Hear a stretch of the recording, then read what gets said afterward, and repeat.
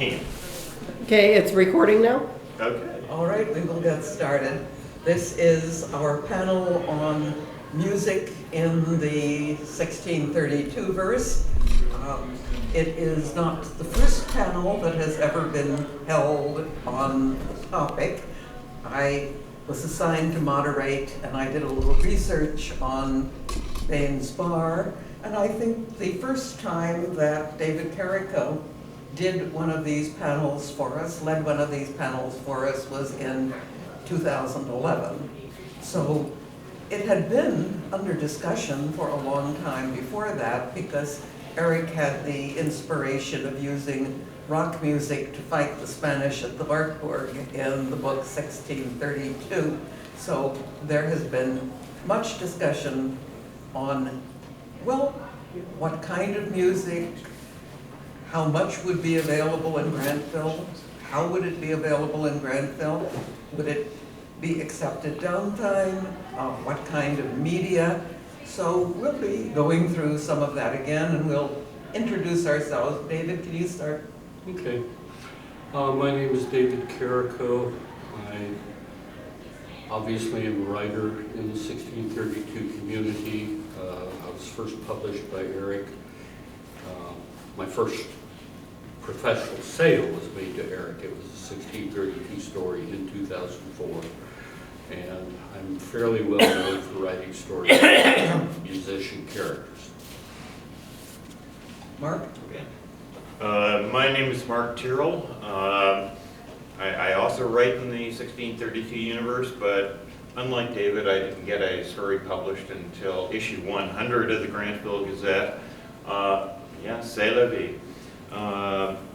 On the musical front, I do want to make an observation. David is a musical historian, a theoretician, and a composer.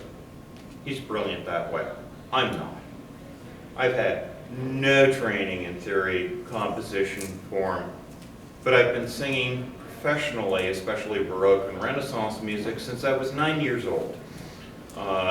And I actually have a Juno Award, and if anybody knows what a Juno Award is, it's the top music award in Canada. So I have one of those. So when I approach music, it's because I've sung this stuff for a long time and I know it intimately. I also sing folk music as well. So. I'm Brenda DeMarce. If the surname is familiar, it's because I'm her daughter-in-law. I have been singing and enjoying music my entire life. I have an extensive music collection at home, and they thought I would fit in well here today, so. We only had two panelists. We made an executive decision quickly to add a third. So shall we start? Mark, why don't you start with orienting us to how you approach music in the era? Oh, okay. Well, because I sing this stuff, and let me give you a bit of a taste of what it's like to be a professional singer in Renaissance and Baroque music. Number one, learn your notes. If you don't get them exactly right, you're toast. Number two, learn the pronunciation that was used at the time. I have had to sing Latin in 9 different versions based on time period and who wrote it. Number 3, learn where the piece was composed for, because that changes the speed, the tempo, and a whole bunch of other things. Changes the reverb significantly. So when I approach writing about this, it's from that background. It's like, where are they singing? What's the acoustic like? What is the instrumentation? What are the expectations of the audience? What are they singing? What's the venue of it? Because it's a completely different venue for singing, say, a midnight mass from singing a student drinking song. And yet, the student If any of you have ever heard of a French composer by the name of Charpentier and his Midnight Mass, it's probably his best known piece. The Agnus Dei was a student drinking song that he took the tune from, worked it in, and used it as a code for, we're done, we're finished, let's get out of here and drink. So that's how I approach it from very much the performance side. David, would you like to do yours? Okay. I'm probably the closest thing to an academic on the panel with this. That means that I do have a degree in music, and it means that I did take 2 semesters of a music history course. So my head is stuffed with mostly useless knowledge.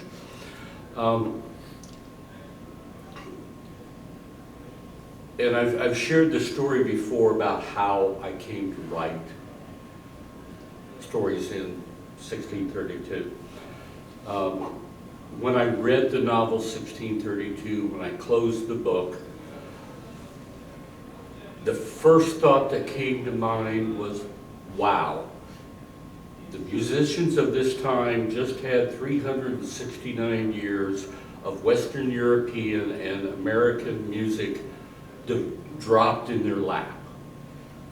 Everything from Johann Sebastian Bach to Dave Brubeck, the Beatles, Bon Jovi, all of that. How are they going to deal with that?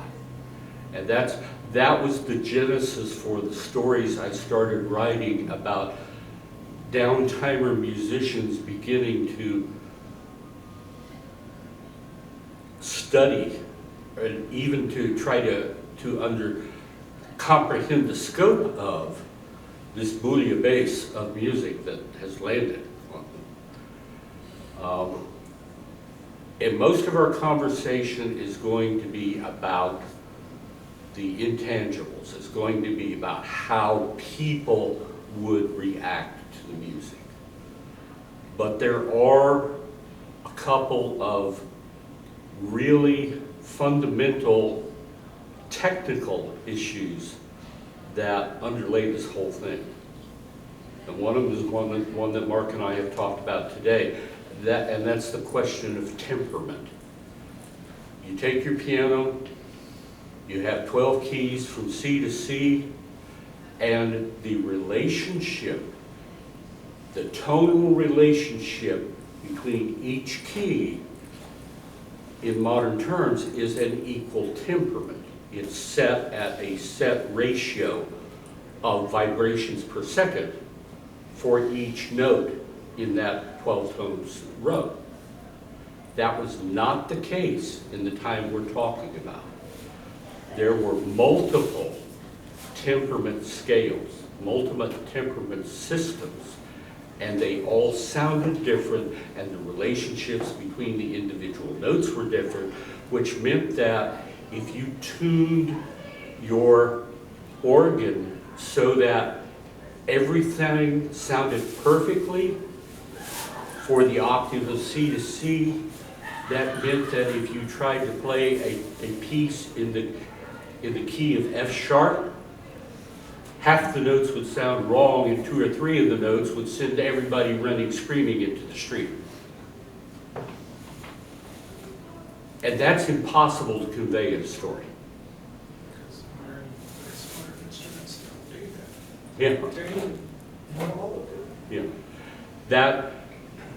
But that's a fundamental issue of what's happening. So when I talk about distortion and I talk about dissonance, frequently the cause is not just the fact that they wrote 2 clashing notes. Frequently the cause is there's a temperament issue in that piece, or a temperament issue in the scale that the composer is trying to write.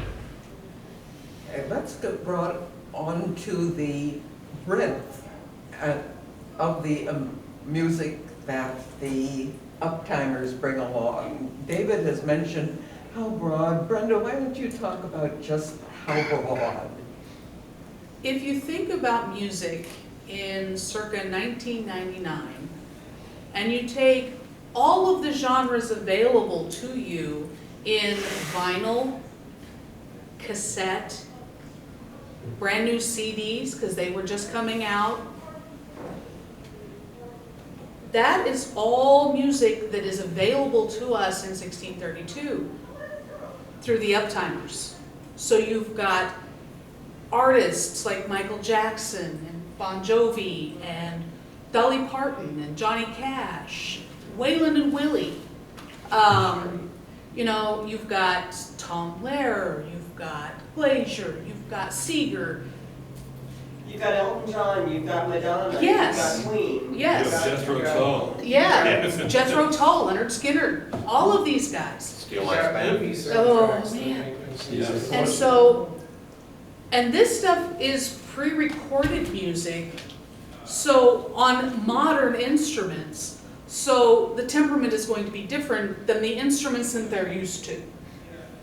That's understandable, we know that, but the music they're hearing in these pre-recorded pieces from the Uptimers are going to sound okay, mostly, if they can, one, understand the lyrics, two, vibe with the tune, if the melody is followable or re-singable or hummable, catchy enough to get stuck in their heads.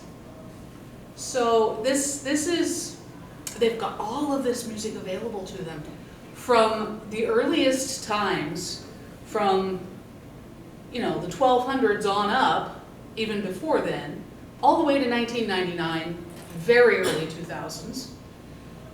So that's a broad spectrum. I mean, can you imagine the high school kids at the school in Grantville playing No Scrubs on the sound system? It would have been available to them. And don't forget all the music that's printed on paper and all the music that's passed Yes. down from generation to generation in Yeah. the whole families. That's, and it's the music scores, the music on paper that they're going to be picking up and playing on the old instruments, on the instruments from 1632, that are going to sound different, especially to the Uptimers, because, like he said, the temperaments are going to be different.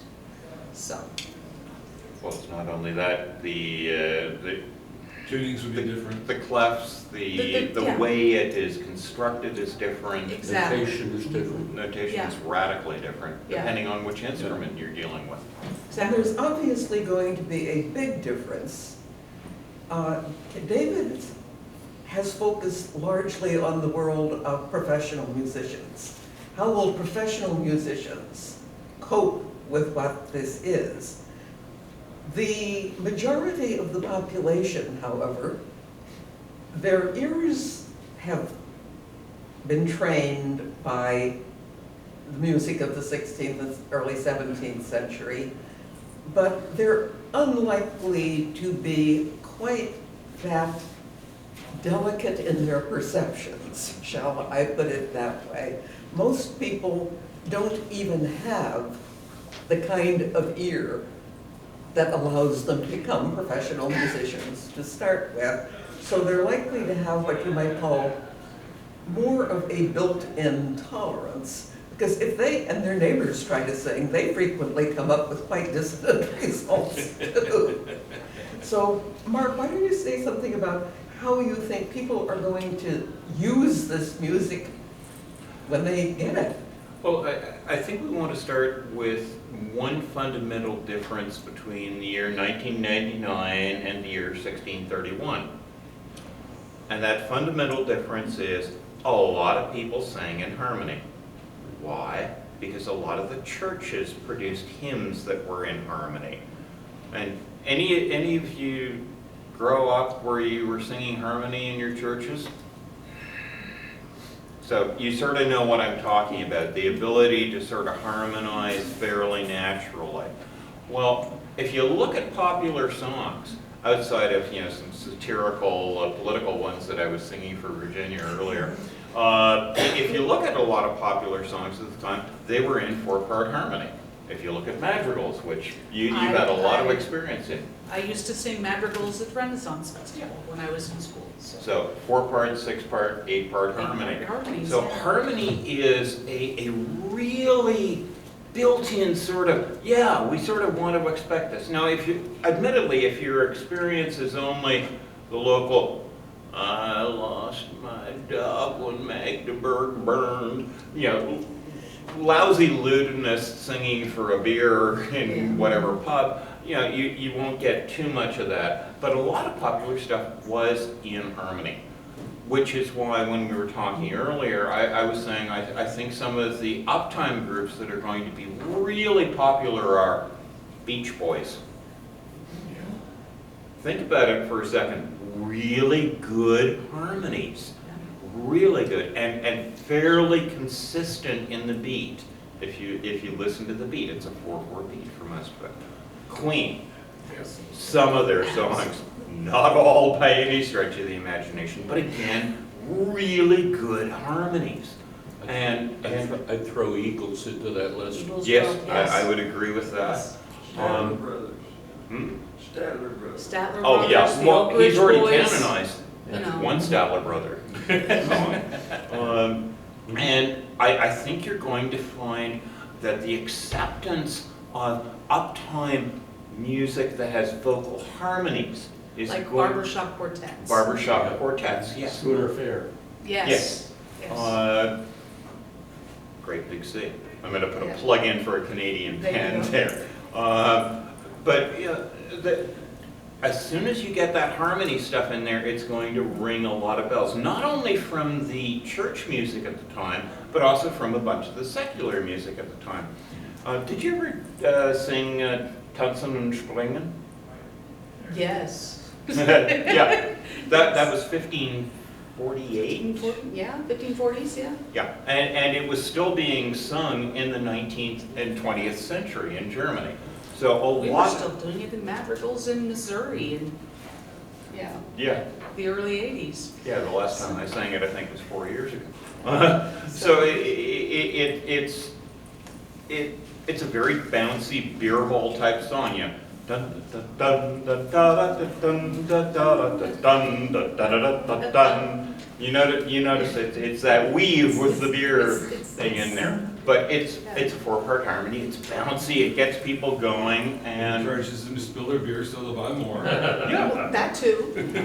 13.5% alcohol by volume. And after a few of those, you don't care if you're sounding dissonant or not. You don't even care if you're in the same key. Yeah. So, But what you do care about is you care about the fact that you're singing. And singing together was really, really important. yes. And much more important than it is now. And much more important than it was in 1999. Yeah. And that's what I think we're going to see happening more and more is the harmonics coming through. If I can say one last thing and bore everyone. Interminable ballads. Irish, English, and Scottish interminable ballads, because the Germans had a tradition called the Meistersinger, which would have 50, 60, 70, 80 verse ballads going on, often political. But it was a very well recognized form of song, and I think it would be very easily accepted. Oh yes, and work songs. 99 bottles. Yeah, yeah, that's a Meistersinger. Yeah. One. And that's one of the reasons why early on I suggested to people that probably the songs that would be the quickest to be adapted and the quickest to be assimilated would be, first of all, the standard church hymns. Anything in a hymnal printed before about 1940 would translate very quickly to the downtime. And then the standard true folk music, Appalachian Hill music, not the modern electrified stuff. I mean, they will get to that, but that would not be the first thing they connected with. Not all electric guitar is metal. Yeah. Yeah, I understand. No, but Realize that. there's a difference between a traditional rendition of Wild Mountain Thyme and Alison Krauss and Union Station. Absolutely. You know, they tend both to be classified as folk music, even though Alison Krauss is really more bluegrass. But you know, they're really, all they have in common is usually they're interested in traditional music to some extent. It's like the groups that you listen to at a Ren Fair. They're singing mostly the old traditional music, especially Irish, English, and Scottish songs that are familiar to us, like Wild Mountain Thyme, Whiskey in the Jar, those kinds of things. Sure. So now, so in 1632 and 3 and 4, the patronage for composing is going to be completely different from now. You know, I mean, there's no record, there's developing record companies, but it's going to be a while. And that's why in my It's going to be the story, church, and again, passing the hat. and that's why in my stories, I started Marla working with the nobility, Yeah.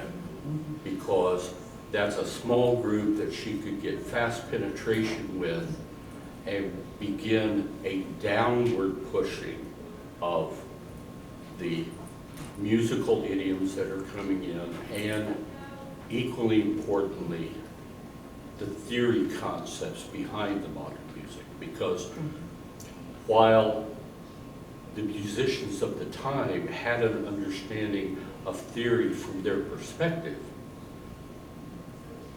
the 20th century perspective of musical theory is different and will be revolutionary. And it's a story element in a couple of my stories that one of the first things that they did was they began reprinting copies of those theory books that they took off the shelves of the music teachers in Grantville and printed them and began selling them and distributing them and setting off what we would think of as I've lost the term, but basically a firestorm. And the there music is world. patronage at different levels. In the Pastor Kostenmeier stories, well, the first one started out with the Seven Brides, in which Errol Mercer, who was, a pretty talented amateur enough, makes the discovery to his ecstatic surprise that Lutherans not only played music in their churches, but they paid the musicians. They expected them to be Lutheran, but Errol figured that was doable. He had no religious opinions, distinct ones of any sort at the time, so if a regular income came with a particular variety of music, he could manage that. And let me make an observation from my own personal experience with this. The Germans have a totally different understanding of where musicians are. Both historically, your example of the Lutherans paid, and they paid on time, and they paid what it was worth. The first time I toured in Germany, and that was 2005, we finished our tour in Stuttgart and finished our last concert, and we were out for beers afterwards with the local choirmaster or organist, who was Helmut Rilling's apprentice. Oh my, Yeah. there's a name drop. Yeah. And he goes, so you're all paid, right? What do you mean paid? He goes, well, you're all professional musicians, right? You make your living off of music. And Lizette, our conductor, goes, well, I'm a professor of music, and pointed to another person going, she's a professor emeritus of music, but Janet over there is a professor of sociology, and Marc's a professor of anthropology, and he's an engineer, and she's like, what? What? But you're singing at a professional level. You should get paid for that. I mean, if you were in Germany, you'd get at least 40,000 euros a year each. And we're sort of going, oh yeah, you don't know much about Canada, do you, buddy boy? You can't make a living at it here. So when we're dealing with Canadian audiences and American audiences, it's really difficult to understand that you could make a living as a professional musician without having to be in this orchestra out here or a diva in wherever. You could make a living at it, and you could make a good living. Clarify that you mean by professional musician, you mean a professional performer. Yes, I do mean professional performer. Sorry, I apologize. But yeah, and that's a perceptual difference that I've noticed, and it's never really shown up that much. Because one of the big sociological impacts here, as we incorporate Gorg's idea, the Tromler records, the development of things, is that the experience that happened in this country in the first half of the 20th century, in which there was this sudden, massive drop in demand for live performance because canned music became available, is going to be a shock to the economic system of music in the area, because music permeated every single part of people's lives. It was integral to the education system. Marc was mentioning that he trained in an Anglican choir school. And in my story about the Anglican family coming to Granville to be the pastor, one of their sons sang well and had been in the choir school, but poor Humphrey croaked like a bullfrog, and they were going to have to come up with tuition. But a boy who was a good child soprano had his education paid. And the same is true in Catholic cathedrals, Lutheran cathedrals, and even good-sized city churches. Well, the Tonschule was one of the earlier German ones on that, and it had 50 to 75 students in it, half of them on scholarship. And it was true in different countries. I mean, in Italy, you know, every town had a major church. Every cardinal had his own music establishment that supported his cathedral. And this is sociologically significant, and Gorg and Paula haven't yet really addressed. They think, you know, everybody's really going to love getting music over the radio, etc. and so forth. There are a lot of performing musicians who are not going to be anywhere nearly as thrilled by this development. Actually, we were talking about the effects of recording and radio production at dinner tonight. Yeah. And it's historically one of the things it did was over about, what would you say, 40, 50 years, it basically killed a lot of singing at 60 home. years, yeah. So you still have some room though. I mean, quartz radios are not hi-fi. Yep, This is true. No, but for Yeah. most, Voice Voice of America. of America is not stereo. for most people, the difference between a radio and a stereo hi-fi is not appreciable. I sold high-end electronic equipment during the golden age of stereo in the late 70s. I had to teach most of my customers how to listen to music in order to upgrade them from the $300 stereo to the $800 stereo. Most people do not have that level of distinction. And it's even worse when you look at the stereo production equipment. Sorry, this is an ad for a friend of mine. Most stereo production equipment sends sound waves out in a singular line that hit you in a very particular manner. Live performances send sound waves out in a series of cones that reflect off and hit you in a very different manner. So when you listen to a recording, it's not the same body experience as listening to a live performance.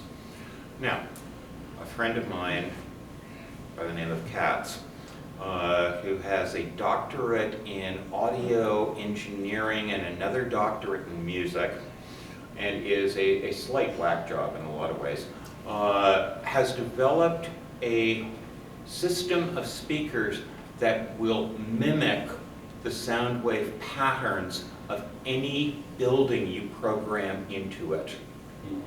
Ouch. Yeah, and he's actually in Brussels. They redid the Opera House there, Yeah. and you will find 4 of his speakers put up on top as waves. Interesting. And he's a fascinating stuff. If you ever get a chance to hear his stuff, they're like $16,000 to $18,000 each, if you can even get them, which you usually can't. But if you get a chance, because he does these road shows all over the place, go to them, because you will swear. He had the programming for Notre Dame in Paris, and I've sung in Notre Dame in Paris, and I said, okay, here's a recording that I did in Notre Dame in Paris, an archive recording. Play it. I want to see, and I want you to set the controls so that it's in the loft, the choir, the down choir stuff, because that's where I was singing. So I know exactly what it was like, and he plays it. Oh yeah, I am so there. Because I could feel it all around my body. So is he going to go back and reprogram it now that it's been rebuilt? Who knows? I don't know what he's doing right now. I'm creating virtual orchestras, honestly, I think. And that kind of thing is not new. That's how the Bose speaker company got started, was Bose was trying to produce that effect. Yeah. You I can was sell never impressed by the Bose speakers. I bought JBL 200s. I'd like to point out one thing about the 3 broadcasting stations we have, the 1632 series. They are AM stations, and the reason they're AM is because they're transmitting to crystal sets, and the reason they're transmitting to crystal sets is that's what the industry can build before vacuum tubes go into production. Now, in an AM transmission, you're limited to a 10 kilohertz channel, and there's 2 sidebands in there, so about the maximum audio frequency you can get with AM within a 10 kilohertz channel is about 4.5 kilohertz, and it's falling off pretty rapidly after that. There's a lot of music that sounds okay in that bandwidth, but you are not going to get the full experience of a live performance with that kind of bandwidth limitation. On top of it, the earpieces of those crystal sets are early technology. The people making them simply do not have the theoretical knowledge or the manufacturing skills to produce a flat response across 4.5 kilohertz. It's peaky. It's got high and low spots. So you are getting a 1920s performance. You're not going to get a 1950s AM performance. And that's why the whole issue of recording and performance and live broadcast is a long-term issue. This is not something that's going to affect 1640. And in the interval, another thing that we have to look at is not just the technique of the music, but let's put it this way, what people used music for in the period. What was the function of music? And we were I brought up that maybe a couple of years ago, someone asked on Baines Bar, is it likely that there might have been any labor union music in Grantville? Oh, yes. And I laughed. Oh, yes. No, it's not just, you know, that they would have the IWW songbook, although they would. They would have all the stuff from Joe Glazer's Labor University, an organizing thing that ran for decades. Pete Seeger. Lots They of would Pete have- Seeger. They were so close. The Weavers. Mhm. They would be close. And Woody Guthrie. Oh, yeah. Yeah. Woody Woody. Guthrie. Woody Guthrie, Arla Guthrie, too. Yeah. And we were talking about the back and forth as people take tunes from the secular to the religious and back to the secular and back to the religious, trading them around for different purposes. And we all sort of, we were sitting there at the bar eating. Eating And- supper. David, it turned out, had never heard Pie in the Sky by and by. We've got to work that into a We've story. got to work it into a story. Okay, do you guys know that song? Think so. Don't? I think I've heard the phrase. That's Let's Shall we? shout. movies. Long-haired preachers come out every night, try to tell you what's wrong and what's right. But when asked about something to eat, they will answer in voices so sweet. You will eat by and by in that glorious land above the sky. Work and pray, live on hay. You'll get pie in the sky when you die. That's a lie. Definitely haven't heard that one before. Yeah, that's a good union song. Yeah, Yeah. and I can just imagine the COCs picking it up. Oh, yeah. Oh, yeah. And they're going to be doing Union Made. Mhm. They're going to be doing all of those. And, you know, this is not music that people are going to be accepting for its glorious musical value, and it's going to be ideological music. And part of the expansion of ideas. We were talking about things that the uptimers learn for the purposes of rhythm. And Mark asked, would anyone, you know, in Granville possibly have known Marching to Pretoria? And we looked at them and Yes. said, well, in most American middle schools, once the band has mastered Elgar's Pomp and Circumstance, because they will have to play it at school events, the next thing they're taught is Marching to Pretoria, because it teaches them to march while they are making music. And once again, that was the unanimous opinion of 3/4 of the panel, because I have never heard of Marching through Pretoria either, and I was raised in Yeah. middle American schools from Alaska to Florida. I don't remember where I first heard it. I can get a few lines through it, but the thing that comes to mind to me is most people have no idea that sing it have no idea where Pretoria is. Yeah. They don't know What it. the song was about. It was from the Boer War. Yes. My great-grandfather fought in it, and he was the one who left me the songbook that had it in there. But yes, I can And less than 5% of people singing it know that. Yeah, hardly anyone who plays it will have the slightest idea what Pretoria may have Yeah. been. yeah. yeah. I know when I played it in school for band, I had no idea what I didn't Victoria either. was. And I was had to the play same. it for band, because I was a drummer, so I had to help keep rhythm. And I really feel left out. So many of you in this room And know that is there song. anyone other than David who doesn't know Marching to Pretoria? Anyone? One other one. One. Yeah, so there you Okay, go. well, I don't feel quite so alone.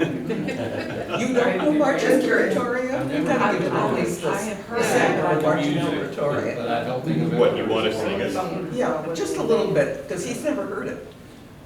Sing with me and I'll sing with you, and so we will sing together now. So we will sing together now. So we will sing together now. Sing with me and I'll sing with you, and so we will sing together now. As we march along, we are marching to Pretoria, Pretoria, Pretoria. We are marching to Pretoria, Pretoria, hurrah. And that is, you know, you can see why it's taught in middle schools. It It's a is rousing the most simple-minded march. But it's a It's straight, not demanding the marching way song. Sousa marches are. I mean, I it can still is- play the drums, it is- you know? And I guarantee It you, is middle school band 101 most march. of them, the Oh my God. remembers the chorus. It's Yeah. Operation Crystal Knock. Yes. Sing with me and I'll sing with you. We're marching to Mecklenburg. Oh, yeah, Yeah. could be. Yeah. That is simple enough that the average grunt soldier can sing it mindlessly while he's marching down the road. Exactly. And Exactly. all you do is you change the verb in each verse. So singing together, marching together, walking together, talking together. And it fits right into that tradition you were talking about of the multiple verse ballad. Yeah. You know, and so many people today, in Lutheran churches at least, and I have experience of Lutheran churches, complain, you know, we still have these hymns hanging around which are 15 or 18 verses long. And I think, you really have no idea how that's been abbreviated. But basically, the idea was that you got the whole idea across, no matter how many verses it took, because nobody was in a particular hurry. Well, in Bach's time, it was very common to have a 4-hour Sunday morning service. Now, admittedly, people were getting up, wandering around. Hey, you want a beer? Okay, let's have a beer. We need to chat. But you know, it was not uncommon to have 4-hour services. No. And the last service I was at Bach's Cathedral, so that was 2009, it was a 2.5-hour service.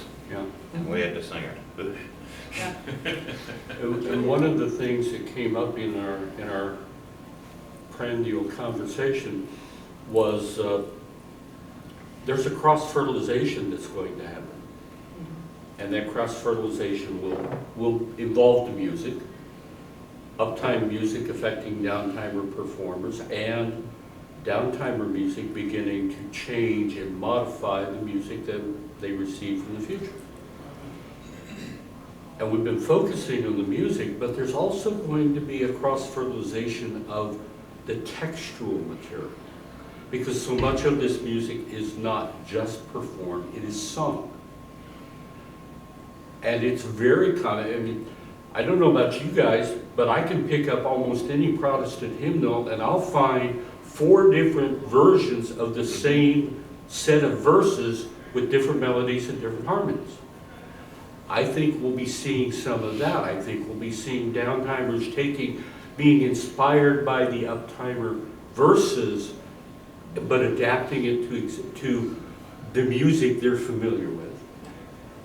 And that'll happen a lot. Yeah, so I think we'll see it that way. When I had the middle school music teacher, Iona Nelson, moved to work at the Abbey of Kettlenburg at the New Girls School, in Designed to Fail, if you click on the footnotes will take you to the URL for something on YouTube of children performing that particular song that she was using in her Christmas programs.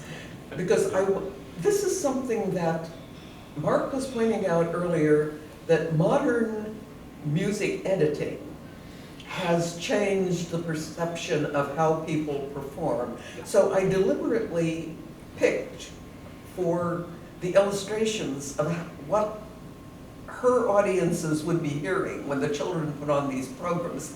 I put on, you know, the Barton Hill Children's Choir singing Ripple, which, believe it or not, is by now a standard The Grateful Dead ripple is a standard component of elementary school choirs. Wow. They sing it all the time. Okay. They do. They do? Yeah. It's easy for children to sing. And that is one of, if you don't want to turn children off music, you start giving them things that are within their capacity. And they're fun. And And they're are fun, yeah. fun. Yeah. And would Jerry Garcia have ever imagined that?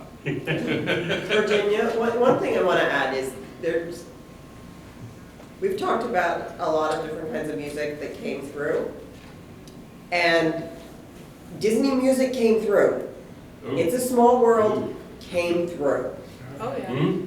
That could get All kinds of earworms came through, although I have characters in agreement that the song about the purple dinosaur must not ever be mentioned. We don't talk about the purple dinosaur. We don't talk about the purple dinosaur, we'll take you out behind the woodshed and you will just wish that There is a Never filmed mentioned it. version of that that has been banned in at least 5 jurisdictions in Canada. It's not quite the same. earworms have come through and they're being used in Oh, yeah. children's Oh, yeah. music You and all of that. You can't avoid your Gobs, those There's something. Grammy goods. That lady, Yes. chopped up I mean, parakeet. I don't know if everybody knows this. Tony Weisskopf wrote a book on children's music.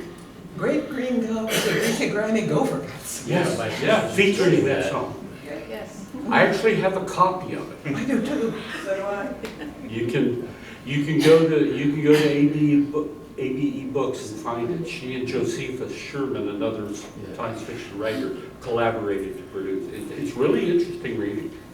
Their perception of how that kind of music works with kids. In Scouts, we used to throw together our own sets of works to find our tunes. Yeah. Do a cheer while you're here for the guys that make the beer in the cellar of Murphy's, and et cetera, et cetera. Yeah. That's And a there will be a Scout lot of that Mhm. in 1632 going forward. We're about to run out of time. There's one aspect we haven't touched on, and that is the instruments. Because while the downtime had master craftsmen for the instruments they had, they did not have every instrument, and the big omission, the big one, is piano.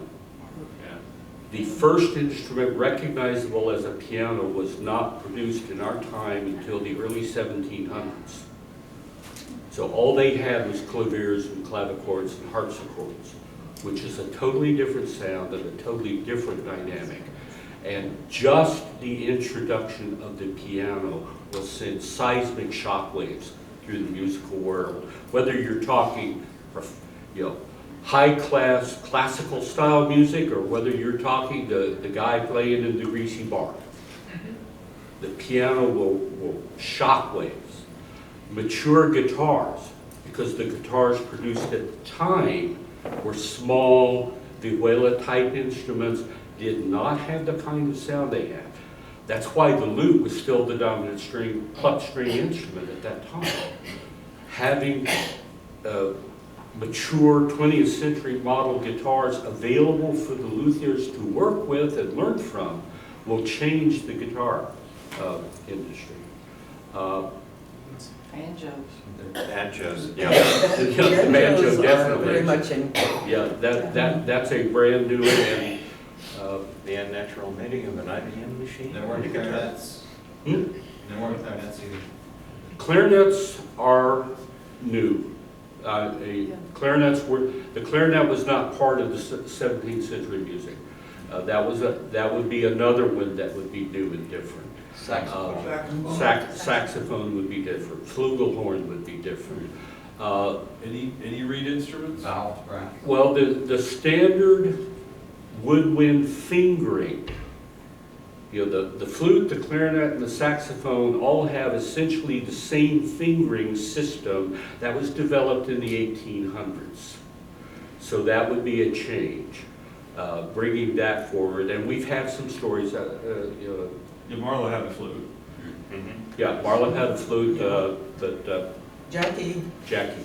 Jackie Britton Lopatin, her husband, makes and designs flutes, and she has written a story that involves the modern flute. Yeah, the square hole flute. You know, the square hole. But the key difference is actually keys Yes. as opposed to straight holes.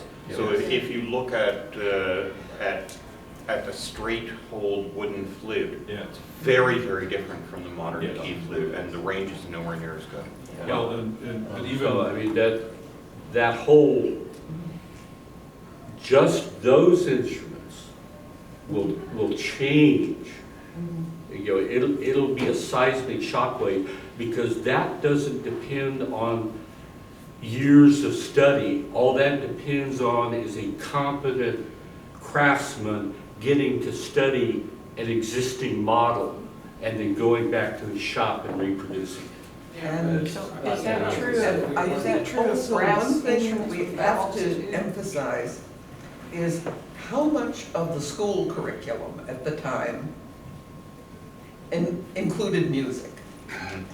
Which means that the instruments that the kids hear will start to change very different.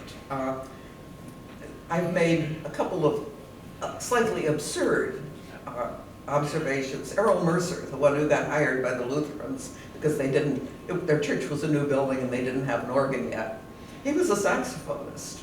So I have a true cacophony of 85 elementary school children singing a German translation of Jesus Loves Me, accompanied by the saxophone. You know, we are not going always to have high-class music. Yeah. We're going to have some strange aberrations. I thought the new words for Moon River were actually a really good one in that story as well. Yes, he adapts he follows the Lutheran tradition. He picks tunes and writes hymnal words to them.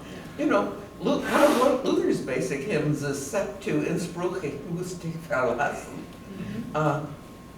And I must say that congregations still rather strain with singing it because it's not the most Singable song. singable song. But Sarah had a question. I did.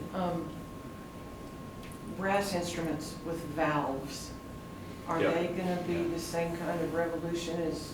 Yes. yes. But it will be less of a unilateral change, because I think in that case, I think we will find some musicians that will want to keep the straight horn because you get a different timbre, you get a different quality of sound from the straight horn.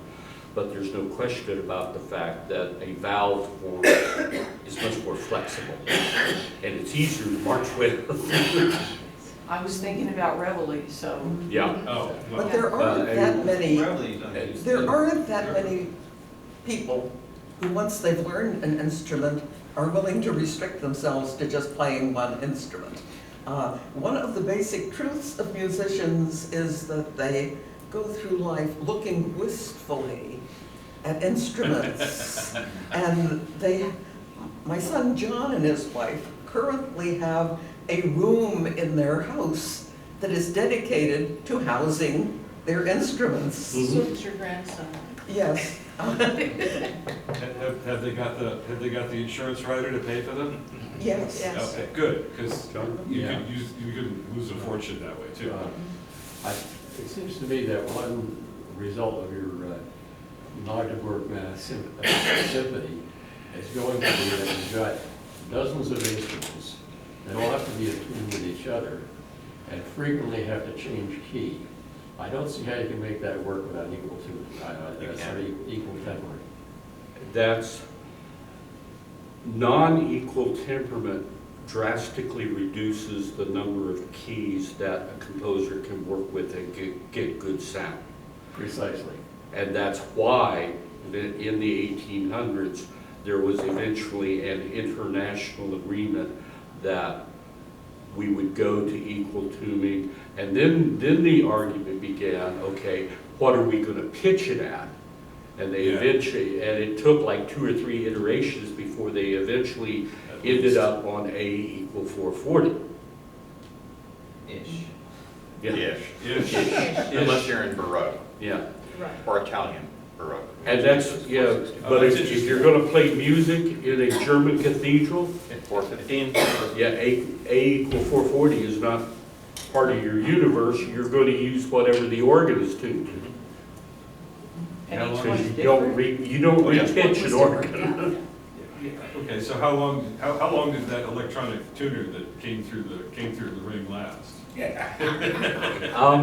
I don't know. We haven't had that story yet. Oh, okay. That's probably coming.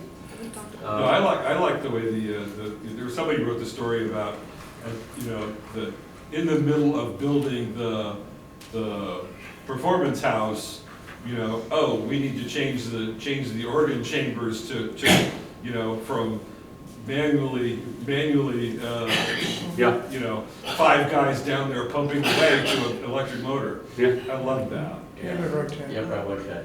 But you don't have to have an electronic tuner.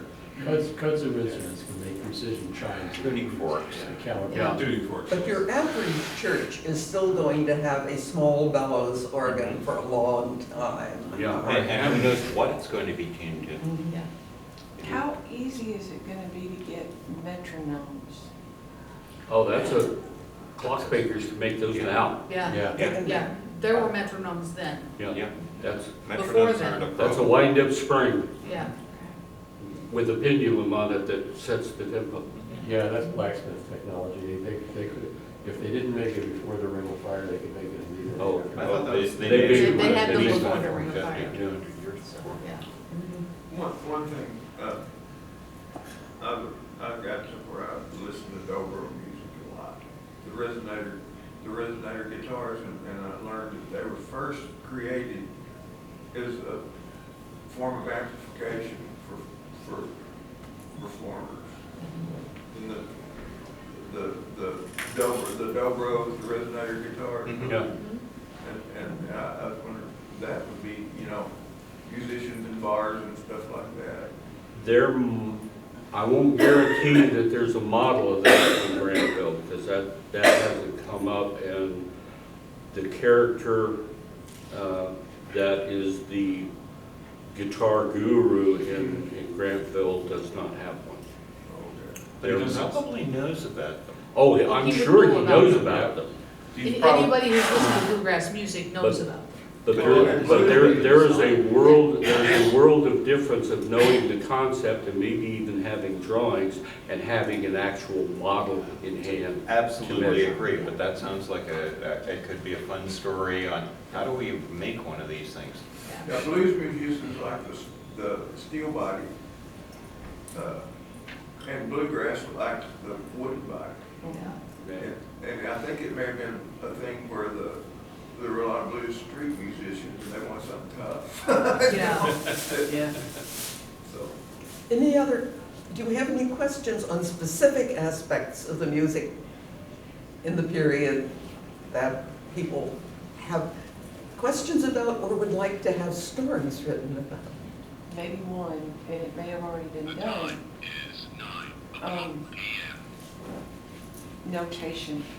Have any of y'all looked at shaped note singing and I've had to sing using original manuscripts from the 16th century. The It was anguish no fun. that comes, well, you finally find a copy of not the 18th century music for Anka von Tyrrell, but the original 1630s music for Anka von Tyrrell. And then the next thing you have to do is go find a musician who can read the notes and transform them. I mean, for you. just a couple of simple observations. Bar lines didn't exist. what line? Bar Oh, lines. bar lines, okay. So you have no bar lines. You were running across the square notation? Okay, that was standard for most vocal music and some other music. If you look at organ music in the Germanies at the time, you had this weird notation that Samuel Scheidt was railing against, and that's why he published his book on the new notation, and stop your stupid individual stuff running around in there, and trying to harmonize the notations back and forth. Well, one of the things Anke Fentara was written over in Königsberg with all of the musicians who would run off to Königsberg to get out of the way of the 30 Years' War, and were busily making music out in the boondocks. And this was written by basically a couple of seminary students when one of their friends got married. And it's still around, it's German folk music today. Anke Fentara ist die mir gefällt. Sie ist mein David, mein Gut und mein Geld. Anna from Tara. She pleases me. She's my whole life. She's everything good. And when I think of these informal love songs that we're dumping around all the time, and we've almost written too much about how sensible downtimers were about marriage and love, because really, if you read the poetry they produced, they weren't.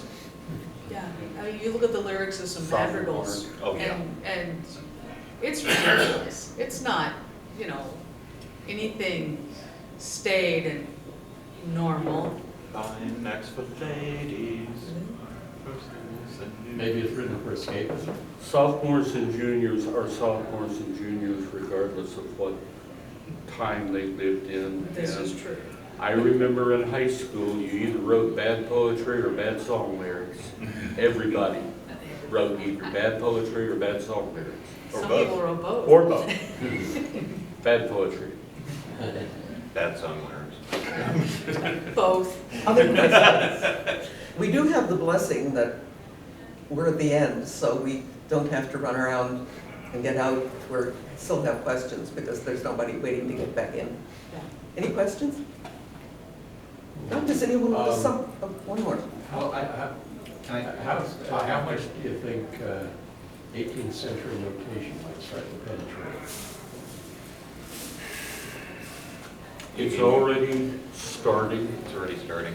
Because Marla has had the conductor's score of the Messiah reproduced and the choir part book of the Messiah reproduced, and that is disseminating already. So that's already being exposed, and the musicians are starting to see it and starting to see the regularity of it. And one crucial addition to that, which you talk about somewhat but don't really elaborate on, is Zopf and Sons have the dyes to produce this. And they're starting to get the musical knowledge to be able to proofread it properly, because that was always a real problem with music publications at the time. They weren't proofreaded. Oh, my. So they would get printed off and they'd go back to the author. I mean, Heinrich Schütz had this problem. He had to go through and manually correct stuff on a lot of things. So, They had to proofread the music the way we proofread the manuscripts for everything. Okay, there was another question back there. I came late, can I come talk after? sure. The one last comment about the notation, printing depended either on very unique,